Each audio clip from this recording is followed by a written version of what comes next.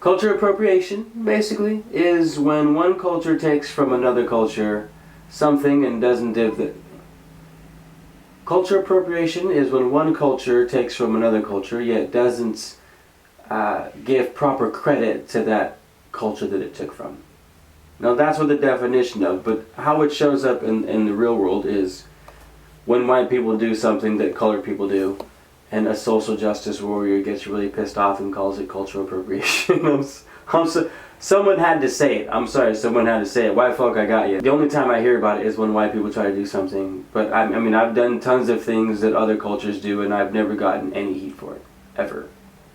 Ever. Because I'm colored and I can get away with it. Talk about reverse racism. I'm sorry, it had to be said. But I shouldn't even be having to make this video. People are asking me and it's coming up and it seems ridiculous. But here we are, so, you know, if you need to hear it from someone else, white people, you can wear all the dreadlocks you want. Black people didn't even come up with dreadlocks. Rastafarians didn't even come up with dreadlocks. Indians had been rocking dreadlocks for thousands of years. And I made this case before. You want to know what the response is? Well, dreadlocks were made famous by Rastafarians, by black Rastafarians. Bob Marley, essentially, is what she was saying. Social justice warrior. I used to be one myself. Sorry if I just triggered anyone by saying that, but again, it had to be said. I'm not going to censor what I say as much as a little bit. I'll censor what I say a little bit because I mean I'm not that big of a dick. But from the age of 18 to 25, there's just, I don't know what it is. But the social justice warrior at that age is just phenomenal, and everything is cultural appropriation, and everything is the patriarchy, specifically white males. Like if you're a white male, I feel bad for white males in our generation, or at least as white males are viewed by the millennial and younger generations. Good luck. Your guys' walkways are paved with chickens that shit razor-edged eggshells. That's what I feel like it's like to be a white male for the millennial age. It's just walking paths of of eggshells shit out by these bionic GMO chickens that just poo razor-edged eggshells. That's what it's like to be a white male in our society, I feel like. But whether you think it's justified or not, that's just how it seems to be. So, white males, if you want to wear dreadlocks, please do. And if the case is brought up to you like it was to me, that, well, they were made famous by Bob Marley, who was a Rastafari, and it's cultural appropriation because yada yada yada. Well, just let them know that Bob Marley happened to himself be half white. So I'm not sure at all how that fits into the argument, but it is a premise, at least it should be. So just go ahead and feel free to put that out there. Now, with that being said, I'm not saying that cultural appropriation doesn't exist. Absolutely exists. For example, the 20-year-old chick at the rave rocking the native headdress that doesn't give any credit, just does all the drugs and wants to look cute in her native headdress. Like, alright, cultural appropriation a little bit. But I wouldn't go up in arms like the rest of the social justice warriors. There's two ways to handle every situation. As I've gotten older, I've realized this. There's darkness in the world. That's what it's like to be a human. We are separated from oneness. We are separated from Source. We are separated from God. Therefore, we will experience darkness. That being said, we can either light a match, or we can curse the darkness. If someone were to take my culture and appropriate it, I would be a little upset. I'm not going to sit here and say I'm above all of that. I'm not. I would be a little upset. But what I am above is my reaction to that. My reaction would be, this is a great way to transform cultural appropriation into cultural exchange.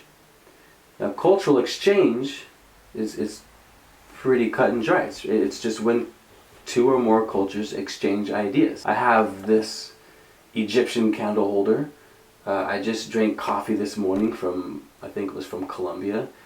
Democracy, under which I live, was invented by the Greeks. This is cultural exchange. Now, it's unfortunate, absolutely, that it has to begin with demoralizing. Say, for a specific example, native headdresses. It's unfortunate you have to learn about headdresses by their misuse of them. But let's be alchemists, let's be transmutators, and take something that's negative and turn it into its positive, because all things have a positive and a negative, right? And positive and negatives are the same thing, they just vary to degree. So cultural appropriation and cultural exchange are the same exact thing, but to varying degree. So we just slide cultural appropriation to cultural exchange and say, let us use this instance of 20-year-old chicks taking all the drugs just to have a good time, and use it as an opportunity to teach people about our culture. Do you feel, as a colored person, that if someone in today's age were to take cultural practices, would you feel offended? Would you be upset? Would you be okay if they gave you credit? Would you be fine with it? Or are you stuck in this mindset of your ancestors raped, pillaged, and plundered all of my things, and therefore... Now I'm kind of getting off topic, but if you're still here, still listening, let's just go ahead and ramble. A part of me feels like a lot of what cultural appropriation has to do is with, one, white people, and two, what white people have done to the rest of the world throughout time. Do you think it's fair that we hold white people accountable for their ancestors' actions? My answer is no, not at all. I mean, I understand that might just be me being insensitive to the cause, and you would be mostly true, and the reason why that is because I am purposefully being insensitive. In topics like this, I feel I have been overly sensitive and not using reason and logic enough. I've been using all heart, all emotion, all feel, no reason and no logic. Very subjective in my opinions and not very objective in my opinions. And I would like to be more objective. I would like to be actually more balanced, really.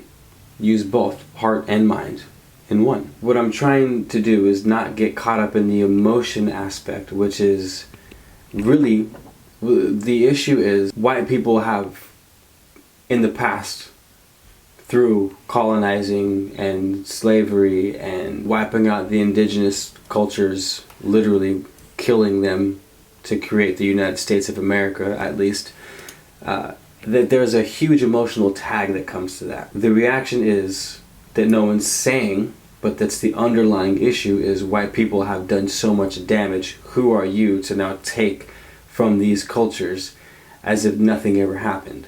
When in reality, nothing did ever happen. And what I mean by that is, Johnny Rogers down the street decides to wear dreadlocks. He didn't enslave black people. He didn't steal anything from those cultures other than saying, that hair looks cool, I want to rock it. That's it. You can't hold someone accountable for the actions of 4 or 5 generations ago. They are their own individual person. Just as I myself cannot be held accountable for my predecessors' actions. I am my own person. My successes and my failures, in large part, have to do with my choices, my decisions, my actions. Not the exterior worlds, but mine. There are some flaws to that, I will admit.